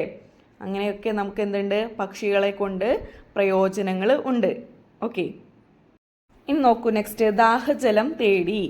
നീരുറവകളും ജലാശയങ്ങളും വറ്റി വരളുന്ന വേനലിൽ പക്ഷികളും മൃഗങ്ങളും ദാഹമകറ്റുന്നത് എങ്ങനെയായിരിക്കും? വേനൽക്കാലത്ത് നമുക്ക് തന്നെ ഭയങ്കരമായിട്ട് എന്ത് ചെയ്യും? ദാഹം ഉണ്ടാവൂലേ. അപ്പം നമ്മളെപ്പോലെ എന്താണ് പക്ഷികളും മൃഗങ്ങളും ഒക്കെ എന്താണ് അവർക്കുണ്ടാവൂലേ നന്നായിട്ട് ദാഹം. അപ്പോൾ അവർ വെള്ളമൊന്നുമില്ലെങ്കിൽ നമ്മുടെ പുഴയും തോടൊക്കെ വറ്റി വരളുന്ന സമയത്ത് അവരെന്താണ് വെള്ളത്തിന് ചെയ്യുക? അവർക്ക് വെള്ളം കിട്ടാതെ അവർ ചത്തുപോകൂലേ. അങ്ങനെ അവർ ചത്തുപോവാതെ അവരെ സംരക്ഷിക്കേണ്ടത് നമ്മുടെ കൂടെ കടമയാണ്. അതിന് നമുക്ക് എന്തൊക്കെ ചെയ്യാനാവും? താഴെ ഒരു ബോക്സ് കൊടുത്തിട്ടുണ്ട്. അതിലെന്താ എഴുതിയിട്ടുള്ളത് നമുക്ക് വായിക്കാം. വേനലിലെ ചൂടിൽ നിന്നും രക്ഷ നേടുന്നതിനായി പക്ഷികൾക്ക് ദാഹജലം ഒരുക്കാവുന്നതാണ്. ഇതിനായി മരത്തിലോ മരത്തണലിലോ മറ്റു തുറസായ സ്ഥലങ്ങളിലോ മൺപാത്രങ്ങളിൽ വെള്ളം ഒഴിച്ചു വയ്ക്കാം. കൊതുക് മുട്ടയിടാതിരിക്കാനായി ഇടയ്ക്കിടെ വെള്ളം മാറ്റാൻ ശ്രദ്ധിക്കണേ. എന്താണ്, നമ്മൾ വേനൽക്കാലത്ത് ഒരുപാട് പക്ഷികൾ ദാഹിച്ച് വലഞ്ഞ് വരുന്നുണ്ടല്ലേ. അവർക്ക് എന്താണ്, നമുക്ക് ഒരു പാത്രത്തിൽ കുറച്ച് വെള്ളം വെച്ച് കൊടുക്കാവുന്നതാണ് അല്ലേ. ഇടയ്ക്ക് നമ്മളത് പോയിട്ടൊന്ന് മാറ്റി കൊടുക്കും കൂടെ വേണം. ഓക്കെ, ആരൊക്കെ വീട്ടിൽ അങ്ങനെ ചെയ്യുന്നുണ്ട്? ഇനി ആരും അങ്ങനെ ചെയ്തിട്ടില്ല എന്നുണ്ടെങ്കിൽ ഇനി മുതൽ നമ്മുടെ വേനൽക്കാലം വരുമ്പോൾ എല്ലാവരും എന്ത് ചെയ്യുക? ചെറിയൊരു പാത്രം എടുത്തിട്ട് മരത്തിലോ അല്ലെങ്കിൽ മരത്തണലിലോ കുറച്ച് വെള്ളം ഒഴിച്ച് വയ്ക്കാം അല്ലേ. ദാഹിച്ചു വരുന്ന പക്ഷികൾ ആ ദാഹമകറ്റി പറന്നു പോവട്ടെ. ഓക്കെ, പക്ഷികൾക്ക് ജലം, ആഹാരം എന്നിവ ലഭ്യമാക്കുന്നതിനുള്ള ഒരിടം നിങ്ങളുടെ സ്കൂളിലും ഒരുക്കൂ. ഓക്കെ, അപ്പോൾ നമ്മളെങ്ങനെയാണ് ഇതുപോലെയുള്ള ഒരു സ്ഥലം എന്താണ്, നിങ്ങളുടെ സ്കൂളിൽ മരങ്ങളില്ലേ, പൂന്തോട്ടങ്ങളില്ലേ, അവിടെയൊക്കെ എന്താണ് പക്ഷികൾക്ക് നമുക്ക് വെള്ളവും ഭക്ഷണമൊക്കെ വെച്ചു കൊടുക്കാവുന്നതാണ്. അപ്പോൾ നിങ്ങളുടെ വീട്ടിലും ചെയ്യാം, നിങ്ങളുടെ സ്കൂളുകളിലും ചെയ്യാം. ഓക്കെ, ഇനി പേജ് നമ്പർ 62 നോക്കൂ. ഫസ്റ്റ് ഒരു ബോക്സിൽ ഒരു പക്ഷിയുടെ ചിത്രം കാണുന്നുണ്ടല്ലേ. ആരാണത്? മലമുഴക്കി വേഴാമ്പലാണല്ലേ. എന്താണ് അവിടെ കൊടുത്തിട്ടുള്ളത്? മലമുഴക്കി വേഴാമ്പൽ വംശനാശ ഭീഷണിയിലേക്ക്. കാട്ടിലെ കർഷകൻ എന്ന അപരനാമത്തിൽ അറിയപ്പെടുന്ന കേരളത്തിൻ്റെ ഔദ്യോഗിക പക്ഷിയായ മലമുഴക്കി വേഴാമ്പൽ വംശനാശ ഭീഷണിയിലാണ്. നമ്മുടെ ഔദ്യോഗിക പക്ഷിയാണല്ലേ മലമുഴക്കി വേഴാമ്പൽ. അതെല്ലാവർക്കും അറിയുന്ന കാര്യമല്ലേ. നിങ്ങൾ മലമുഴക്കി വേഴാമ്പലിനെ കണ്ടിട്ടുണ്ടോ? എന്താണ് നമ്മുടെ നാട്ടിലൊന്നും മലമുഴക്കി വേഴാമ്പലിനെ കാണാത്തത്? അത് വംശനാശ ഭീഷണിയിലാണ് അല്ലേ. കാട്ടിലെ കർഷകൻ എന്ന അപരനാമത്തിലാണ് മലമുഴക്കി വേഴാമ്പൽ അറിയപ്പെടുന്നത്. എന്തുകൊണ്ടാണ് ഈ മലമുഴക്കി വേഴാമ്പൽ അതുപോലെ ഒത്തിരി പക്ഷികളും മൃഗങ്ങളൊക്കെ വംശനാശ ഭീഷണിയിലേക്ക് പോകുന്നു എന്ന് നിങ്ങൾ കേട്ടിട്ടുണ്ടാവൂലേ. എങ്ങനെയാണ് ഈ വംശനാശം സംഭവിക്കുന്നത് എന്നുള്ളത് നമുക്ക് നോക്കാം. മലമുഴക്കി വേഴാമ്പൽ, അങ്ങാടിക്കുരുവി തുടങ്ങിയ പക്ഷികളുടെ എണ്ണത്തിൽ ഇപ്പോൾ കുറവ് വന്നുകൊണ്ടിരിക്കുന്നു. കാരണം എന്തായിരിക്കാം? ഇവിടെ 3 കാരണങ്ങൾ തന്നിട്ടുണ്ട്. ഭക്ഷണ സാധനങ്ങളുടെ ലഭ്യതക്കുറവ്, ഉയരം കൂടിയ വൃക്ഷങ്ങളുടെ അഭാവം, മനുഷ്യ സാമീപ്യം. എന്താണ്? ഇത്തരം കാര്യങ്ങളൊക്കെ ഇല്ലാത്തത് കൊണ്ടായിരിക്കാം ഭക്ഷണ സാധനങ്ങളുടെ ലഭ്യതക്കുറവ്. അവർക്ക് ആവശ്യമുള്ള ഭക്ഷണം നമ്മുടെ നാട്ടിൽ നിന്ന് കിട്ടുന്നുണ്ടാവില്ല. പിന്നെയോ ഉയരം കൂടിയ വൃക്ഷങ്ങളുടെ അഭാവം. നമ്മൾ മരങ്ങളൊക്കെ മുറിച്ച് മാറ്റുകയാണല്ലേ. അവർക്ക് താമസിക്കണമെങ്കിൽ മരങ്ങൾ വേണമല്ലേ. പിന്നെ അതുപോലെ മനുഷ്യ സാമീപ്യം. മനുഷ്യർ എന്താണ് കാട്ടിലൊക്കെ കയറി തുടങ്ങിയില്ലേ. കാടൊക്കെ വെട്ടിത്തെളിച്ച് എല്ലായിടത്തും മനുഷ്യരുടെ സാമീപ്യമായി തുടങ്ങി. അപ്പോൾ ഇവർക്ക് എന്താണ് പേടിയാണല്ലേ, അവർ പറന്നു പോവാണ്. വേറെ എന്തൊക്കെയാണ്? വേട്ടയാടൽ, കാലാവസ്ഥാ വ്യതിയാനം, മലിനീകരണം, കീടനാശിനി പ്രയോഗം, വാസസ്ഥലത്തിൻ്റെ അഭാവം, ആവാസ വ്യവസ്ഥ ശോഷണം എന്നിവയൊക്കെയാണ് മലമുഴക്കി വേഴാമ്പൽ, അങ്ങാടിക്കുരുവി തുടങ്ങിയ പക്ഷികളുടെ എണ്ണത്തിൽ കുറവ് വന്നുകൊണ്ടിരിക്കാനുള്ള കാരണം. നിങ്ങൾ കേട്ടിട്ടില്ലേ ഈ അങ്ങാടിക്കുരുവികൾ നമ്മുടെ നാട്ടിലെ റെയിൽവേ സ്റ്റേഷനുകളിലും ഗോഡൗണുകളിലും ചന്തകളിലൊക്കെ ആയിട്ട് പാറി പറന്ന് നടക്കുന്ന ഒരു പക്ഷിയായിരുന്നു അങ്ങാടിക്കുരുവി. ഇന്ന് നമുക്കതിനെ കാണാനേ കിട്ടുന്നതല്ല അല്ലേ. അവയുടെ എണ്ണത്തിൽ നല്ല കുറവുണ്ടല്ലേ. എന്തൊക്കെയായിരിക്കും അതിന് കാരണം? പുൽമേടുകളുടെ നവീകരണം, ആഗോള താപനം, പക്ഷികൾക്ക് അനുയോജ്യമല്ലാത്ത കെട്ടിട നിർമ്മാണം, കീടനാശിനികളുടെ അമിത ഉപയോഗം അല്ലേ. അവർക്ക് നല്ല ഭക്ഷണം കഴിക്കാൻ പറ്റില്ലല്ലേ, കീടനാശിനികൾ അടിച്ച ഭക്ഷണം കഴിച്ചു കഴിഞ്ഞാൽ അവരെന്താണ് ചത്തുപോകും അല്ലേ. പിന്നെന്താണ് ആഹാരങ്ങളുടെ ദൗർലഭ്യം എന്നിവയൊക്കെയാണല്ലേ. അവർക്ക് ധാന്യങ്ങളൊന്നും കൃഷിയിടങ്ങളൊക്കെ ഇപ്പോൾ വളരെയധികം കുറവാണല്ലേ, അവർക്ക് ധാന്യമണികളൊന്നും കിട്ടുന്നില്ല. ഈ കാരണത്താൽ വംശനാശം നേരിട്ട് കൊണ്ടിരിക്കുന്ന അങ്ങാടിക്കുരുവികളെ സംരക്ഷിക്കുന്നതിനായി വനം വകുപ്പ് നടപ്പാക്കി വരുന്ന പദ്ധതിയാണ് കുരുവിക്കൊരു കൂട് അല്ലേ. അങ്ങാടിക്കുരുവികളെ സംരക്ഷിക്കുന്നതിനായിട്ട് വനം വകുപ്പ് നടത്തി വരുന്ന ഒരു പദ്ധതിയാണ് കുരുവിക്കൊരു കൂട്.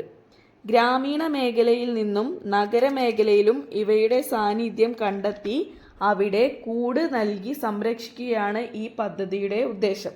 ഓക്കെ, മാർച്ച് 20-നാണ് നമ്മൾ ലോക അങ്ങാടിക്കുരുവി ദിനമായിട്ട് ആചരിക്കുന്നത്. നിങ്ങൾക്കറിയില്ലേ? മുൻപ് നമ്മൾ ഇവയെ ധാരാളമായിട്ട് കണ്ടിരുന്നു അല്ലേ. ഇപ്പം നമുക്ക് അവയെ കാണാനേ കിട്ടുന്നില്ല. അവയ്ക്ക് എന്താണ് വംശനാശം സംഭവിച്ചിട്ടുണ്ട് അല്ലേ. അങ്ങനെ അത് അവയുടെ കുറവ് പരിഹരിക്കുന്നതിനായിട്ടാണ് നമ്മൾ വനം വകുപ്പ് നമുക്കൊരു പദ്ധതി രൂപീകരിച്ചിട്ടുണ്ട്, കുരുവിക്കൊരു കൂട്. അപ്പം നമ്മൾ ഈ വർഷം എന്താണ് LSSന് പഠിക്കുന്ന കുട്ടികൾക്കൊക്കെ ഇതൊരു ഉപകാരമായിരിക്കും. എല്ലാവരും നന്നായിട്ട് മനസ്സിലാക്കിയിരിക്കുക. ഓക്കെ, നെക്സ്റ്റ് എന്താണ് ബ്ലൂ ബോക്സിൽ എന്താണ് എഴുതിയിട്ടുള്ളത് നോക്കൂ. വംശനാശം സംഭവിച്ചു കൊണ്ടിരിക്കുന്ന ജീവികളെ പറ്റി പ്രതിപാദിക്കുന്ന പുസ്തകമാണ് റെഡ് ഡാറ്റ ബുക്ക്. നമ്മൾ നേരത്തെ റെഡ് ഡാറ്റ ബുക്കിനെ കുറിച്ച് മുമ്പ് പറഞ്ഞു അല്ലേ. നമ്മൾ ഡോഡോ പക്ഷിയെ കുറിച്ചൊക്കെ പറഞ്ഞപ്പോൾ നമ്മൾ റെഡ് ഡാറ്റ ബുക്കിനെ കുറിച്ച് പറഞ്ഞു അല്ലേ. എന്താണ് വംശനാശം സംഭവിച്ചു കൊണ്ടിരിക്കുന്ന ജീവികളെ പറ്റി പ്രതിപാദിക്കുന്ന പുസ്തകമാണ് റെഡ് ഡാറ്റ ബുക്ക് അല്ലേ. ഓക്കെ, വംശനാശ ഭീഷണി നേരിടുന്ന കേരളത്തിലെ മറ്റു പക്ഷികളുടെ പേരുകൾ കണ്ടെത്തി എൻ്റെ പരിസര പഠന പുസ്തകത്തിൽ എഴുതൂ. ചിത്രങ്ങൾ ശേഖരിച്ച് ആൽബം തയ്യാറാക്കൂ. ഏതൊക്കെ ജീവികളിലെ ഏതൊക്കെ പക്ഷികളാണ് നമ്മുടെ കേരളത്തിലെ വംശനാശ ഭീഷണി നേരിട്ടുകൊണ്ടിരിക്കുന്നത്?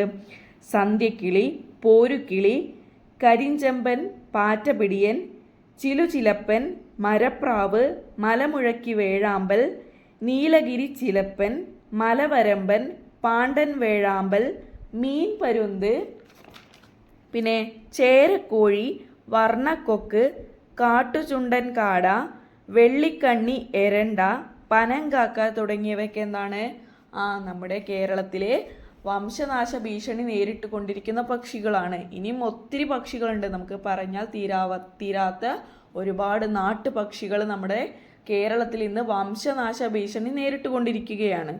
ഓക്കെ, അടുത്തത് നോക്കൂ, പക്ഷി നിരീക്ഷകൻ. ഇവിടെ ഒരു ഫോട്ടോ ഒക്കെ തന്നിട്ടുണ്ടല്ലേ. ഇതാരാണ്? ഡോക്ടർ സാലിം അലി. ഓക്കെ, നിങ്ങളറിയോ സാലിം അലിയെ? നമ്മുടെ ഇന്ത്യയിലെ പക്ഷി നിരീക്ഷകൻ എന്നാണ് അല്ലേ സാലിം അലി അറിയപ്പെടുന്നത്. സാലിമിന് 10 വയസ്സുള്ളപ്പോൾ അമ്മാവൻ സമ്മാനമായി നൽകിയ എയർഗൺ ഉപയോഗിച്ച് മഞ്ഞത്താലി എന്ന ഒരു കുരുവിയെ വെടിവെച്ചിട്ടു. സാലിമും അമ്മാവനും ഈ കുരുവിയുമായി അമ്മാവന്റെ സുഹൃത്തായ മുംബൈ നാച്ചുറൽ ഹിസ്റ്ററി സൊസൈറ്റി ഉദ്യോഗസ്ഥനായ WS മിലാഡനെ സന്ദർശിക്കുകയുണ്ടായി. അദ്ദേഹം സൊസൈറ്റിയിൽ സംസ്കരിച്ച് സൂക്ഷിച്ചിരുന്ന പക്ഷികളുടെ ശേഖരം സാലിമിനെ പരിചയപ്പെടുത്തി. അതിൽ സാലിം വെടിവെച്ചിട്ട മഞ്ഞത്താലിയെ പോലുള്ള കുരുവികളും ഉണ്ടായിരുന്നു. ഈ സന്ദർശനം അദ്ദേഹത്തെ ഒരു പക്ഷിപ്രേമിയാക്കി മാറ്റി അല്ലേ. അദ്ദേഹത്തിൻ്റെ ആത്മകഥയുടെ പേരെന്താ നിങ്ങൾക്കറിയോ? ഒരു കുരുവിയുടെ പതനം എന്നാണ് സാലിം അലിയുടെ ആത്മകഥയുടെ പേര്. നമ്മുടെ ഇന്ത്യയിലെ പക്ഷി നിരീക്ഷകൻ എന്നാണ് ഡോക്ടർ സാലിം അലി അറിയപ്പെടുന്നത് അല്ലേ. അദ്ദേഹത്തിൻ്റെ പേരിൽ എന്താണ് അദ്ദേഹത്തിൻ്റെ പേരിലുള്ള ഒരു പക്ഷി സങ്കേതമാണ് എന്ത്? തട്ടേക്കാട്. എറണാകുളം ജില്ലയിലെ തട്ടേക്കാട് പക്ഷി സങ്കേതം ഡോക്ടർ സാലിം അലിയുടെ പേരിൽ അറിയപ്പെടുന്ന പക്ഷി സങ്കേതമാണ്. ഓക്കെ, ഇന്ത്യ കണ്ട ഏറ്റവും വലിയ പക്ഷി നിരീക്ഷകനായ ഡോക്ടർ സാലിം അലിയുടെ ജീവിതക്കുറിപ്പാണിത്. ഇദ്ദേഹത്തിന്റെ ജന്മദിനമായ നവംബർ 12 ദേശീയ പക്ഷി നിരീക്ഷണ ദിനമായി നാം ആഘോഷിക്കുന്നു. മറ്റേതെല്ലാം പക്ഷി നിരീക്ഷകരെ നിങ്ങൾക്കറിയാം? കൂടുതൽ വിവരങ്ങൾ കണ്ടെത്തി എഴുതൂ. താഴെ 2 പക്ഷി നിരീക്ഷകരെ കൂടി തന്നിട്ടുണ്ട് അല്ലേ. ആരൊക്കെയാണ്? KK നീലകണ്ഠൻ എന്ന ഇന്ദുചൂടൻ അല്ലേ. പിന്നെ ഡോക്ടർ R സുഗതൻ. ഇന്ദുചൂടൻ എന്ന അപരനാമത്തിൽ അറിയപ്പെടുന്ന KK നീലകണ്ഠൻ അല്ലേ. അദ്ദേഹമാണ് പെലിക്കൺ സങ്കേതം കണ്ടെത്തിയിട്ടുള്ളത്. പിന്നെയോ അദ്ദേഹത്തിൻ്റെ പുസ്തകമാണ് കേരളത്തിലെ പക്ഷികൾ. ഇതൊക്കെ നിങ്ങൾ അറിഞ്ഞിരിക്കാൻ വേണ്ടി പറയുന്നതാണ്. അതുപോലെ ഡോക്ടർ സാലിം അലിയെയും KK നീലകണ്ഠനെയും പോലെ ഉള്ള മറ്റൊരു പക്ഷി നിരീക്ഷകനാണ് doctor R Sugathan. Okay, next എന്താണ് ഈ ബ്ലൂ ബോക്സിൽ എന്താ എഴുതിയിട്ടുള്ളത് നോക്കൂ. പക്ഷികളെ കുറിച്ചുള്ള പഠനവുമായി ബന്ധപ്പെട്ട ശാസ്ത്രശാഖയാണ് പക്ഷിശാസ്ത്രം, ഓർണിത്തോളജി. പക്ഷികളെക്കുറിച്ച് പഠിക്കുന്നവരെയാണ് നമ്മൾ പക്ഷി നിരീക്ഷകർ എന്ന് പറയുന്നത് അല്ലേ. പക്ഷികളെക്കുറിച്ചുള്ള പഠനവുമായി ബന്ധപ്പെട്ട ശാസ്ത്രശാഖയാണ് പക്ഷിശാസ്ത്രം എന്നറിയപ്പെടുന്നത്, ഓർണിത്തോളജി. നെക്സ്റ്റ് നോക്കൂ, പക്ഷി സങ്കേതം. ഡോക്ടർ സാലിം അലിയുടെ പേരിൽ കേരളത്തിലുള്ള പക്ഷി സങ്കേതമാണ് തട്ടേക്കാട് പക്ഷി സങ്കേതം. നമ്മൾ മനസ്സിലാക്കിയില്ലേ. മറ്റേതെല്ലാം പക്ഷി സങ്കേതങ്ങളെക്കുറിച്ച് നിങ്ങൾക്കറിയാം? പദപ്രശ്നം പൂർത്തിയാക്കാമോ? ഇവിടെ ഒരു പദപ്രശ്നം തന്നിട്ടുണ്ട് അല്ലേ, അതിനുള്ള ചോദ്യങ്ങളുണ്ട്. നമുക്കത് നോക്കാം. എന്തൊക്കെയാണ് ക്വസ്റ്റ്യൻസ്? വലത്തോട്ട് നോക്കൂ. 1, കോട്ടയം ജില്ലയിലെ ഒരു പക്ഷി സങ്കേതം ഏതാണ്? നമ്മുടെ വേമ്പനാട് കായലിൻ്റെ തീരത്താണ് അത് സ്ഥിതി ചെയ്യുന്നത് അല്ലേ. ഏതാണ്? കുമരകം. ഇനി വലത്തോട്ട് രണ്ടാമത്തെ ചോദ്യം എന്താണ്? കേരളത്തിലെ ഏക മയിൽ സംരക്ഷണ കേന്ദ്രം ചൂലന്നൂരാണ് അല്ലേ. പാലക്കാട് ജില്ലയിലെ ചൂലന്നൂരാണ് കേരളത്തിലെ ഏക മയിൽ സംരക്ഷണ കേന്ദ്രം. ഇനി താഴോട്ടാണ് മൂന്നാമത്തെ ചോദ്യം. ഡോക്ടർ സാലിം അലി പക്ഷി സങ്കേതം എന്ന പേരിൽ അറിയപ്പെടുന്നത് ഏതാണ്? തട്ടേക്കാട് പക്ഷി സങ്കേതം. ഇനി നാലാമത്തെ ചോദ്യം. കണ്ടൽ വനങ്ങളിൽ സ്ഥിതി ചെയ്യുന്ന കേരളത്തിലെ ഏക പക്ഷി സങ്കേതം. കണ്ടൽ വനങ്ങൾ ഉള്ള കേരളത്തിലെ ഏക പക്ഷി സങ്കേതമാണ് മംഗളവനം അല്ലേ. എറണാകുളം ജില്ലയിൽ സ്ഥിതി ചെയ്യുന്ന മംഗളവനത്തിലാണ് കണ്ടൽക്കാടുകൾ ഉണ്ട് അല്ലേ, അതിലാണ് പക്ഷി സങ്കേതം സ്ഥിതി ചെയ്യുന്നത്. ഇനി അഞ്ചാമത്തെ ക്വസ്റ്റ്യൻ എന്താണ് നോക്കൂ. ദേശാടന പക്ഷികളെ കൂടുതലായി കാണുന്ന കോഴിക്കോട് ജില്ലയിലെ പക്ഷി സങ്കേതം ഏതാണ്? കടലുണ്ടിയാണ് അല്ലേ. ഇവിടെ ധാരാളമായിട്ട് ദേശാടന പക്ഷികളെ കാണുന്നുണ്ട് അല്ലേ. ഈ കടലുണ്ടി പുഴ അറബിക്കടലുമായി കൂടിച്ചേരുന്ന ഭാഗമായതുകൊണ്ട് തന്നെ ഒരുപാട് ദേശാടന കിളികൾ, അത് എന്താണ്, ഒരു തുരുത്ത് പോലെയുള്ള സ്ഥലമാണ്. അതുകൊണ്ട് തന്നെ ഒരുപാട് ദേശാടന പക്ഷികൾ അവിടെ വന്ന് താമസിക്കുന്നുണ്ട്. കൂടുതൽ പക്ഷി സങ്കേതങ്ങളെക്കുറിച്ച് വിവരശേഖരണം നടത്തി എൻ്റെ പരിസര പഠന പുസ്തകത്തിൽ എഴുതൂ. വേറെ ഏതൊക്കെ പക്ഷി സങ്കേതങ്ങളെക്കുറിച്ച് നിങ്ങൾക്കറിയാം? പക്ഷിപാതാളം നിങ്ങൾ കേട്ടിട്ടുണ്ടോ? കേരളത്തിലെ പക്ഷിപാതാളം സ്ഥിതി ചെയ്യുന്ന ജില്ല ഏതാണ്? വയനാടിലെ ബ്രഹ്മഗിരി കുന്നുകളിലാണ് പക്ഷിപാതാളം സ്ഥിതി ചെയ്യുന്നത്. പക്ഷിപാതാളം എവിടെയാണ്? വയനാട് ജില്ലയിലാണ്. ഇനി പാതിരാമണൽ നമ്മുടെ ആലപ്പുഴ ജില്ലയിലെ ഒരു കായൽ ദ്വീപാണ് എന്ത്? പാതിരാമണൽ. ഇനി അരിപ്പ എവിടെയാണ്? തിരുവനന്തപുരം ജില്ലയിലുള്ള ഒരു പക്ഷി സങ്കേതമാണ്. ഇനി നോക്കൂ, പേജ് നമ്പർ 65 നോക്കൂ. എന്താ കാണുന്നത്? ഒരുപാട് പക്ഷികളല്ലേ കാണുന്നുണ്ടല്ലേ. നിങ്ങൾക്ക് അറിയാവുന്ന പക്ഷികളുണ്ട് അല്ലേ. ഇതിലെ ഒരുപാട് അറിയാത്ത പക്ഷികൾ, പേരറിയാത്ത പക്ഷികൾ ഉണ്ടാവൂല്ലേ. ഇനി ഇതിൻ്റെ താഴെ ഇതാക്കണ ഒരു കുറിപ്പ് തന്നിട്ടുണ്ടല്ലോ, നമുക്ക് എന്താന്ന് വായിച്ചു നോക്കാം. കാക്കയും കോഴിയും മൈനയും മയിലും വേഴാമ്പലും വണ്ണാത്തിപ്പുള്ളും മറ്റുമായി ലക്ഷക്കണക്കിന് പക്ഷികൾ നിറഞ്ഞ ജീവലോകം. മധുരമായ ശബ്ദവും വൈവിധ്യമാർന്ന നിറങ്ങളും വ്യത്യസ്ത സഞ്ചാരപഥങ്ങളും നിറഞ്ഞ പക്ഷികൾ ഇനിയും എത്രയോ. അന്വേഷിച്ചും കണ്ടെത്തിയും ചിറകുള്ള കൂട്ടുകാരുടെ ലോകത്തേക്കുള്ള കൗതുകകരമായ പ്രയാണം നമുക്കും തുടരാം.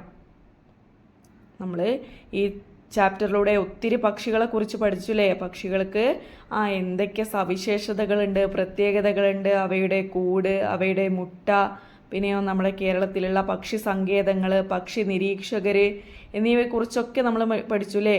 ഒരുപാട് ദേശാടന പക്ഷികളുണ്ട്, വംശനാശ ഭീഷണി നേരിടുന്ന പക്ഷികളുണ്ട്, ഒക്കെ നമ്മൾ ഈ ചാപ്റ്ററിലൂടെ പഠിച്ചുല്ലേ. നമുക്ക് നമ്മുടെ ചുറ്റും ഒരുപാട് പക്ഷികളുണ്ടെന്ന് നമുക്ക് ഈ ചാപ്റ്ററിലൂടെ മനസ്സിലാക്കാൻ പറ്റിയില്ലേ. അവ മനുഷ്യരെ പോലെ തന്നെ നമ്മുടെ ഭൂമിയിൽ നിലനിൽക്കേണ്ട, നമ്മുടെ പ്രകൃതിയോട് ഇണങ്ങി ജീവിക്കേണ്ട ജീവികളാണ്. ഇനി എന്താണ്? വിലയിരുത്താൻ വർക്കാണ് അല്ലേ. ഫസ്റ്റ് എന്താണ്? പക്ഷികളെയും അവയുടെ ഭക്ഷണത്തെയും തമ്മിൽ ശരിയായ വഴിയിലൂടെ കൂട്ടിയോജിപ്പിക്കൂ. നിങ്ങൾക്ക് ഇഷ്ടമുള്ള ഒരു വർക്കാണല്ലേ, വഴി കണ്ടെത്തി കൊടുക്കാനാണല്ലേ. അവയ്ക്ക് പക്ഷികൾക്ക് അവയുടെ ഭക്ഷണം താഴെ തന്നിട്ടുണ്ട്, അത് ശരിയായ വഴിയിലൂടെ യോജിപ്പിച്ച് വഴി കാണിച്ചു കൊടുക്കാനാണ് പറയുന്നത്. അപ്പോൾ എല്ലാവരും അത് ചെയ്യുക. നോക്കൂ, പരുന്തിൻ്റെ ഭക്ഷണം ഏതാണ്? ഇവിടെ എലിയെ കാണുന്നുണ്ടല്ലേ. അപ്പോൾ എലിയിലേക്കുള്ള വഴി കണ്ടെത്തി കൊടുക്കുക. ഇനി കാക്കയോ? കാക്ക എലിയെ കഴിക്കൂലേ. കാക്കയ്ക്കും എലിയുടെ വഴി കാണിച്ചു കൊടുക്കുക. തത്ത എന്താണ് കഴിക്കുക? ധാന്യമണികളാണല്ലേ കഴിക്കുക. അപ്പോൾ ഇവിടെ നെല്ലിൻ്റെ ചിത്രം, നെൽക്കതിരിൻ്റെ ചിത്രം ഉണ്ടല്ലോ. തത്തയ്ക്ക് നെൽക്കതിരിലേക്കുള്ള വഴി കാണിച്ചു കൊടുക്കുക. ഇനി അടുത്തത് എന്താണ്? തേൻകുരുവിയാണ് അല്ലേ. തേൻകുരുവി എന്താണ്? തേൻ കുടിക്കും. അവിടെ ഒരു പൂവിൻ്റെ ചിത്രം ഇതാക്കണ്, അതിലേക്കുള്ള വഴി കാണിച്ചു കൊടുക്കുക. ഇനി കുട്ടുറുവനാണ് കാണുന്നത് അല്ലേ. കുട്ടുറുവൻ എന്താണ്? പഴങ്ങളും കായ്ക്കനികളും ആണല്ലേ കഴിക്കുന്നത്. അപ്പോൾ ഈ പേരയ്ക്ക, അവിടെ ഒരു പേരയ്ക്ക പഴത്തിൻ്റെ ചിത്രം കാണുന്നുണ്ട്, അതിലേക്ക് കുട്ടുറുവന് വഴി കാണിച്ചു കൊടുക്കുക. ഓക്കെ. ഇനി രണ്ടാമത്തെ വർക്ക് എന്താ നോക്കൂ. ഹായ്, ഇത് മരംകൊത്തിയാണോ? കുളക്കരയിലെ കിളിയെ കണ്ടപ്പോൾ റോബി ഉറക്കെ വിളിച്ചു ചോദിച്ചു. മരംകൊത്തിയുടെ ചുണ്ട് ഇങ്ങനെയല്ലല്ലോ. അയാൻ്റെ മറുപടി. ഏതായിരിക്കും ഈ പക്ഷി? ഉചിതമായ നിറം നൽകി ചിത്രം പൂർത്തിയാക്കൂ. പ്രത്യേകതകൾ ഉൾപ്പെടുത്തി കുറിപ്പ് തയ്യാറാക്കൂ. ഏതാണ് ഈ പക്ഷി? പൊന്മാനാണല്ലേ. പൊന്മാൻ്റെ പ്രത്യേകത എന്താണ്? പൊന്മാൻ എവിടെ മുട്ടയിടുന്നത് നിങ്ങൾക്കറിയോ? തേനീച്ചക്കൂട്ടിലാണ് പൊന്മാൻ മുട്ടയിടുന്നത്. അവയുടെ കൊക്കുകൾ എന്താണ്? നീണ്ടല്ലേ. ജലാശയങ്ങളിൽ നിന്നും മീനുകളെ കൊത്തിയെടുത്ത് പറക്കാൻ പറ്റിയ രൂപത്തിലുള്ള കൊക്കുകളാണല്ലേ. നല്ല ശക്തിയുള്ള ചുവന്ന കൊക്കുകളാണ് അവയ്ക്കുള്ളത് അല്ലേ. പിന്നെ എന്താണ്? നീല നിറത്തിലുള്ള നല്ല ഭംഗിയുള്ള തൂവലുകളുണ്ട് അല്ലേ. പിന്നെ അവ മാളത്തിലാണ് താമസിക്കുക അല്ലേ. പക്ഷികളൊക്കെ ശരിക്കും മരത്തിലല്ലേ താമസിക്കുക. പൊന്മാൻ എവിടെയാണ് താമസിക്കുക? മരച്ചില്ലയിലൊന്നും അല്ല. എവിടെയാണ്? മാളത്തിലാണ് പൊന്മാൻ താമസിക്കുന്നത്. ഓക്കെ. ഇനി മൂന്നാമത്തെ വർക്ക് നോക്കൂ. മൻസയും അബിനും പട്ടിക പൂർത്തിയാക്കി കളിക്കുകയായിരുന്നു. അവരോടൊപ്പം ചേർന്ന് പട്ടിക പൂർത്തിയാക്കൂ. മൻസയും അബിനും താഴെ ഒരു പട്ടിക പൂർത്തിയാക്കുന്നുണ്ടായിരുന്നു. അത് നമുക്ക് മുഴുവനാക്കി കൊടുക്കാം. എന്തൊക്കെയാണ് പട്ടികയിൽ തന്നിട്ടുള്ള കാര്യങ്ങൾ? പക്ഷിയുടെ പേര്, നിറം, ആഹാരം, ശരീര സവിശേഷതകൾ, കൂടിൻ്റെ പ്രത്യേകതകൾ. ഓക്കെ. പക്ഷിയുടെ പേരെന്തായിരുന്നു? തത്ത അല്ലേ. നിറം എന്താണ്? പച്ച. ആഹാരം എന്താണ്? ധാന്യങ്ങൾ, പഴങ്ങൾ, കായ്ക്കനികൾ. ഇനി ശരീര സവിശേഷത എന്താണ്? വളഞ്ഞതും ശക്തവുമായ കൊക്ക്, മുന്നിലേക്കും പിന്നിലേക്കും വിരലുകൾ, കൂർത്ത് വളഞ്ഞ നഖങ്ങൾ. ഇനി കൂടിൻ്റെ പ്രത്യേകത എന്താണ്? ഉയരമുള്ള മരപ്പൊത്തുകളിലാണ് ഉയരമുള്ള മരങ്ങളിലെ മരപ്പൊത്തുകളിലാണ് തത്ത താമസിക്കുന്നത്. ഓക്കെ. ഇനി അടുത്തത്, ഇവിടെ നിറം തന്നിട്ടുണ്ട് അല്ലേ, കറുപ്പ്. അപ്പം തന്നെ നമുക്ക് പെട്ടെന്ന് ഓടിയല്ലോ. ഏത് പക്ഷിയാണ്? കാക്ക അല്ലേ. കാക്കയുടെ ആഹാരം എന്താണ്? ധാന്യങ്ങൾ, ചെറു പ്രാണികൾ, ജലജീവികൾ, ജന്തുക്കൾ, പഴങ്ങൾ അല്ലേ. ഒരു മിശ്ര ബുക്കാണ് എന്ത്? കാക്ക അല്ലേ. എല്ലാ ഭക്ഷണവും കഴിക്കൂ അല്ലേ. ഇനി അതിൻ്റെ ശരീര സവിശേഷത എന്താണ്? മിനുസമുള്ള തൂവൽ അല്ലേ. അഗ്രഭാഗത്ത് ചെറിയ വളവ് പോലെയുള്ള കൊക്കുകൾ അല്ലേ. ധാന്യമണികളൊക്കെ കൊത്തിയെടുക്കാൻ വേണ്ടിയിട്ടുള്ള ചെറിയ വളവുള്ള കൊക്ക്. ഇനി കൂടിൻ്റെ പ്രത്യേകത എന്താണ്? ചുള്ളിക്കമ്പുകൾ കൊണ്ട് പാത്രത്തിൻ്റെ ആകൃതിയിലാണ് കാക്ക കൂടൊരുക്കുന്നത്. ഓക്കെ. ഇനി അടുത്തത് എന്താണ്? ഒരു ആഹാരം തന്നിട്ടുണ്ട്. ചെറുജീവികൾ കഴിക്കുന്ന ഒരു പക്ഷി. നമുക്ക് ഏത് കൊടുക്കാം? ഉപ്പൻ അല്ലേ. ചെമ്പോത്ത്, ഉപ്പൻ കാക്ക എന്നൊക്കെ അറിയപ്പെടുന്ന നമ്മൾ ഉപ്പൻ കിളിയാണ് ഇവിടെ കൊടുക്കുന്നത്. അതിൻ്റെ നിറം എന്താണ്? കറുപ്പ്, കാപ്പി നിറത്തോടു കൂടിയാണ് ഉപ്പൻ കാണപ്പെടുന്നത്. ഇനി അതിൻ്റെ ആഹാരം എന്താണ്? ചെറുജീവികളാണ് അല്ലേ. ഇനി അതിൻ്റെ ശരീര സവിശേഷത എന്താണ്? ചുവന്ന കണ്ണുകൾ അല്ലേ. ചുവന്ന കണ്ണുകളുണ്ട് ഉപ്പൻ കാക്കയ്ക്ക്. ഇനി അതിൻ്റെ കൂടിൻ്റെ പ്രത്യേകതകൾ. ഇലകൾക്കിടയിൽ പന്തു പോലെയാണ് ഉപ്പൻ കൂടൊരുക്കുന്നത്. ഇനി അടുത്തത്, ഒരു ശരീര സവിശേഷത തന്നിട്ടുണ്ട്. ഏതാണ്? നീണ്ട കൊക്ക്. നീണ്ട കൊക്കുള്ളതാർക്കാണ്? പൊന്മാനാണല്ലേ. അപ്പോൾ നമുക്ക് പൊന്മാൻ കൊടുക്കാം. നിറം മഞ്ഞ നീല നിറത്തിൽ അല്ലേ. തൂവലുകൾ മഞ്ഞ നീല നിറത്തിലാണ് കാണപ്പെടുന്നത്. പിന്നെയോ ആഹാരം എന്താണ്? ചെറു പ്രാണികളും ജലജീവികളുമാണ് പൊന്മാൻ്റെ ആഹാരം. പിന്നെന്താണ്? അതിന് നീണ്ട കൊക്കുണ്ടല്ലേ. അതിൻ്റെ ശരീര സവിശേഷതയാണ് എന്ത്? നീണ്ട കൊക്ക്. പിന്നെയോ കൂടിൻ്റെ പ്രത്യേകത, മൺതിട്ടകൾക്കിടയിൽ മാളമുണ്ടാക്കിയിട്ടാണ് പൊന്മാൻ താമസിക്കുന്നത്. ഓക്കെ. ഇനി ഒരു പക്ഷിയുടെ കാര്യങ്ങൾ ഇവിടെ തന്നിട്ടുണ്ടല്ലോ. ഏതാണ്? മരംകൊത്തിയുടേതാണ് അല്ലേ. പച്ച കലർന്ന മഞ്ഞ കലർന്ന തവിട്ട് നിറത്തോടു കൂടിയാണ് മരംകൊത്തിയെ കാണപ്പെടുന്നത്. ആഹാരം എന്താണ്? പ്രാണികൾ, പുഴുക്കൾ. ശരീര സവിശേഷത എന്താണ്? കൂർത്ത കൊക്ക്, തലയിൽ ചുവന്ന തൊപ്പി. കൂടിൻ്റെ പ്രത്യേകതകൾ മരപ്പൊത്ത്. ഓക്കെ. അപ്പോൾ നമ്മുടെ പട്ടിക പൂർത്തിയായില്ലേ. ഇനി തുടർ പ്രവർത്തനങ്ങളാണ് ചെയ്യാനുള്ളത്. ആദ്യത്തെ പ്രവർത്തനം എന്താണ്? ആൽബം നിർമ്മിക്കാം. വിവിധ പക്ഷികളുടെ ചിത്രം വരച്ചോ ഒട്ടിച്ചോ പക്ഷി ആൽബം തയ്യാറാക്കുക. പക്ഷികളുടെ ചിത്രം വരച്ചോ അല്ലെങ്കിൽ പക്ഷി ആൽബം തയ്യാറാക്കുക. നമ്മൾ ഈ ചാപ്റ്ററിലൂടെ ഒരുപാട് പക്ഷികളെ മനസ്സിലാക്കിയില്ലേ. അവയുടെ ഫോട്ടോസ് കണ്ടു, അവയുടെ ശരീര പ്രത്യേകതകൾ, ജീവിത രീതിയൊക്കെ മനസ്സിലാക്കിയില്ലേ. ഇനി എന്താ ചെയ്യേണ്ടത്? അവയുടെ ചിത്രങ്ങൾ വരയ്ക്കുക അല്ലെങ്കിൽ ഒട്ടിച്ചിട്ടോ ഒരു പക്ഷി ആൽബം തയ്യാറാക്കാനാണ് പറയുന്നത്. ഓക്കെ, ഇനി രണ്ടാമത്തെ ചോദ്യം നോക്കൂ. വിവിധ പക്ഷികളുടെ തൂവലുകൾ ശേഖരിച്ച് അവ ചേർത്ത് വെച്ച് വ്യത്യസ്ത രൂപങ്ങൾ നിർമ്മിക്കുക. നമ്മൾ ഒരുപാട് പക്ഷികളെ പഠിച്ചുല്ലേ, അവയ്ക്ക് വ്യത്യസ്ത തരം പല നിറത്തിലുള്ള തൂവലുകൾ ഉണ്ടെന്ന് നമ്മൾ മനസ്സിലാക്കി. അവ ശേഖരിച്ചിട്ട് എന്ത് ചെയ്യുക, ചേർത്ത് വെച്ച് വ്യത്യസ്ത രൂപങ്ങൾ നിർമ്മിക്കാനാണ് പറയുന്നത്. അപ്പം എല്ലാവരും അത് ചെയ്ത് നോക്കുക. നിങ്ങൾ എന്ത് ചെയ്യുക, പറമ്പിലും തൊടിയിലും ഒക്കെ ആയിട്ട് എന്താണ് പക്ഷികളുടെ തൂവലുകൾ കൊഴിഞ്ഞു കിടക്കുന്നുണ്ടാവും. അവ ശേഖരിച്ചിട്ട് എന്ത് ചെയ്യുക, വ്യത്യസ്ത രൂപങ്ങൾ നിർമ്മിക്കുക. ഓക്കെ, ഇനി മൂന്നാമത്തെ വർക്ക് നോക്കൂ. പരിസ്ഥിതി സംരക്ഷണത്തിൽ പക്ഷികളുടെ പങ്ക് എന്ന ലഘുനാടകം തയ്യാറാക്കി ക്ലാസ്സിൽ അവതരിപ്പിക്കൂ. പരിസ്ഥിതി സംരക്ഷണത്തിൽ പക്ഷികളുടെ പങ്ക് അല്ലേ, നമ്മൾ പഠിച്ചിട്ടുണ്ടല്ലേ എന്തൊക്കെയായിരുന്നു? വിത്ത് വിതരണം, പരാഗണം, പരിസരം വൃത്തിയാക്കുന്നതിന്, കീടങ്ങളെ നിയന്ത്രിക്കുന്നതിനൊക്കെ എന്താണ് പക്ഷികളുടെ പങ്കുണ്ട് അല്ലേ. പരിസ്ഥിതിയിൽ പക്ഷികളുടെ പങ്ക് ഇതൊക്കെയാണ് അല്ലേ. ഇതൊക്കെ ഉൾപ്പെടുത്തിക്കൊണ്ട് എന്ത് ചെയ്യുക, ഒരു ലഘു നാടകം ക്ലാസ്സിൽ തയ്യാറാക്കി അവതരിപ്പിക്കാനാണ് പറയുന്നത്. ഓക്കെ, അപ്പോൾ ഇത്രയുമാണ് നമ്മുടെ മൂന്നാമത്തെ ചാപ്റ്റർ ആയിട്ടുള്ള ചിറകുള്ള കൂട്ടുകാരിൽ നമുക്ക് പഠിക്കാനുള്ളതല്ലേ. നമ്മുടെ ചുറ്റും ഒരുപാട് പക്ഷികളുടെ ശബ്ദങ്ങൾ കേട്ടിട്ടാണ് നമ്മൾ ഉണരുന്നത് അല്ലേ. ആ പക്ഷികൾ ഏതൊക്കെയാണെന്ന് മനസ്സിലാക്കി അവയുടെ നിറവും കൂടും എവിടെയൊക്കെയാണെന്ന് മനസ്സിലാക്കാനൊക്കെ നമുക്ക് ഈ ചാപ്റ്റർ സഹായിച്ചിട്ടുണ്ടല്ലേ. അപ്പോൾ നിങ്ങൾക്ക് പക്ഷികളെയൊക്കെ ഭയങ്കര ഇഷ്ടമല്ലേ. നമുക്കിനി വേനൽക്കാലം വരുന്നുണ്ടല്ലേ. അപ്പം എന്താണ്, ഈ പക്ഷികൾ ദാഹിച്ച് വലയാതിരിക്കാൻ വേണ്ടിയിട്ട് ദാഹജലം നമുക്ക് നൽകണമല്ലേ. അപ്പോൾ എല്ലാവരും സ്കൂളിലും വീടുകളിലുമായി പക്ഷികൾക്ക് ദാഹജലം ഒരുക്കാൻ മറക്കരുത്. ഓക്കെ, പാഠഭാഗത്തിന് പുറമേ ആയിട്ട് നമ്മൾ എന്താണ് ഒരുപാട് GK ജനറൽ നോളജ് ക്വസ്റ്റ്യൻസ് നമ്മൾ പാഠം എടുത്തുകൊണ്ടിരിക്കുമ്പോൾ അതിൽ കൂടെ തന്നെ ഡിസ്കസ് ചെയ്ത് പോകുന്നുണ്ട് അല്ലേ. നമ്മൾ LSSനൊക്കെ പ്രിപ്പയർ ചെയ്യുന്ന കുട്ടികൾ ആ വീഡിയോ കാണുന്നുണ്ടെങ്കിൽ അവർക്കത് വളരെയധികം ഉപകാരപ്പെടും. അല്ലാത്തവർക്കും GK മനസ്സിലാക്കി ഇരിക്കുന്നതിനായിട്ട് നല്ലതാണ്. ഓക്കെ, അപ്പോൾ ക്ലാസ് ഇഷ്ടമായി കഴിഞ്ഞാൽ നിങ്ങളുടെ കൂട്ടുകാർക്കും കൂടെ ഒന്ന് ഷെയർ ചെയ്ത് കൊടുക്കുക.